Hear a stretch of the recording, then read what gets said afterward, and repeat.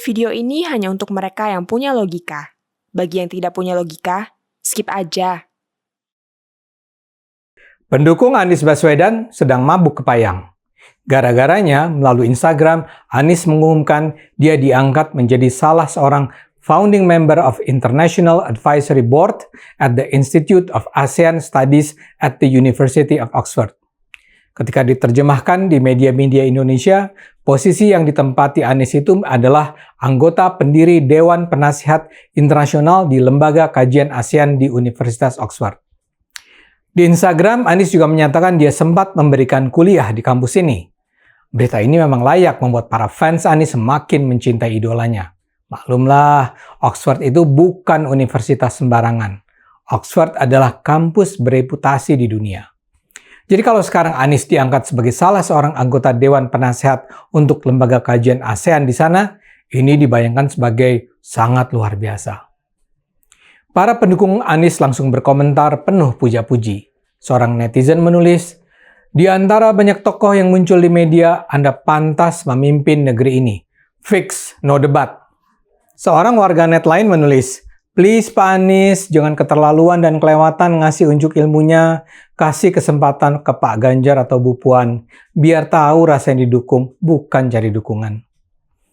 Pertanyaannya, apakah memang sedemikian hebatnya Anies sehingga dia sampai diminta Universitas Oxford untuk menjadi penasehat di sana?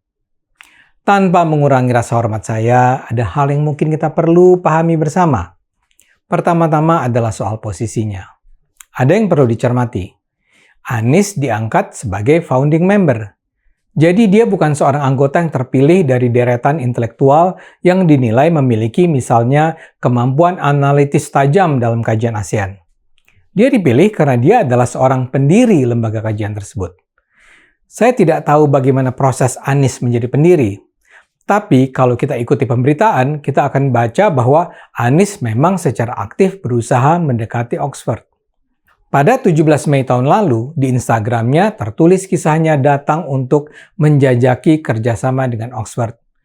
Menurut Anies, Pemprov DKI tengah menjajaki kerjasama dengan Blavatnik School of Government di Universitas Oxford, khususnya mengenai pengembangan kebijakan publik di Jakarta.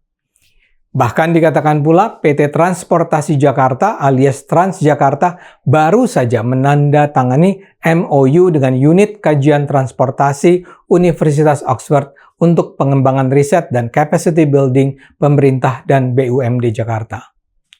Di situ juga dikatakan Anies bersama pihak Oxford mendiskusikan potensi kerjasama pengembangan pusat kajian Asia Tenggara. Jadi pada Mei, Anies dan tim mengunjungi Oxford. Pada Agustus, giliran utusan Oxford yang datang ke Indonesia. Yang berkunjung adalah Profesor Timothy Power yang adalah Ketua Divisi Ilmu Sosial di Oxford.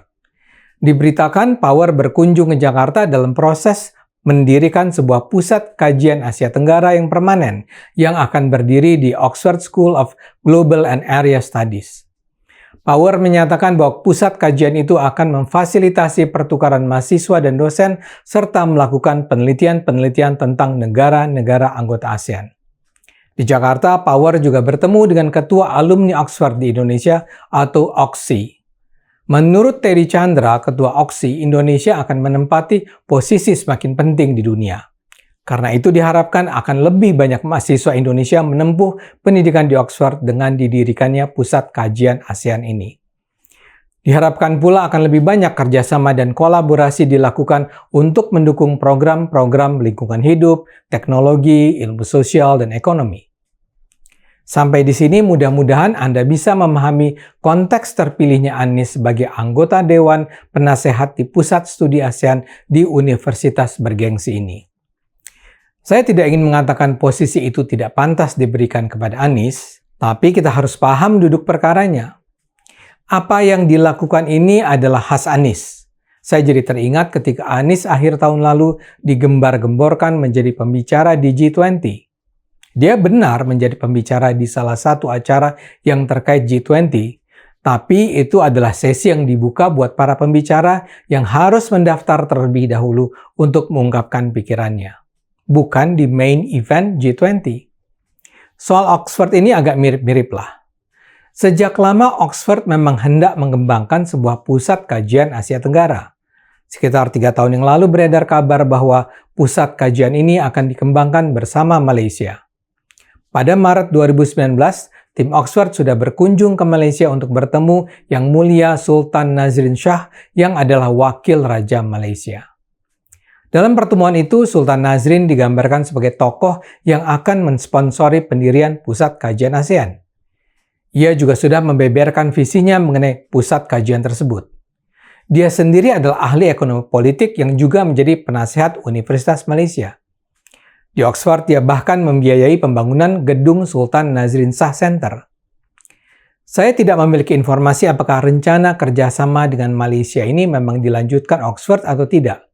Tapi yang penting adalah sejak lama Oxford ingin mengembangkan dan mencari sponsor yang mendanai pusat kajian tersebut. Dan tim Anies rupanya jeli melihat peluang itu. Dengan menjadi pendiri pusat kajian ASEAN itu, nama Anies jelas terangkat. Saya yakin ada dana dari Pemprov DKI yang mengalir untuk mendukung pengembangan pusat kajian tersebut. Paling tidak, seperti saya sampaikan tadi, sudah ada MOU antara Transjakarta dengan Unit Kajian Transportasi Universitas Oxford untuk pengembangan riset dan capacity building pemerintah dan BUMD Jakarta. Jadi kalau sekarang Anies menjadi anggota Dewan Penasehat, karena dia adalah pendiri, itu tentu sangat wajar. Dengan mengatakan itu, saya tidak hendak mengatakan Anies itu tidak pintar. Dia pasti pintar, karena buktinya dia bisa lulus menjadi doktor di Amerika Serikat. Tapi ya tidak usah berlebihanlah mengagumi dia. Apalagi kalau menganggap bahwa karena Anies adalah anggota Dewan Penasehat sebuah lembaga di Oxford, maka Anies layak jadi presiden. Tim Anies memang sangat piawai membangun brand Anies sebagai pemimpin. Karena itu, kita harus selalu berhati-hati setiap kali mendengar kabar tentang apa yang disebut sebagai keberhasilan Anies. Ayo terus gunakan akal sehat, karena hanya dengan akal sehat, bangsa ini akan selamat.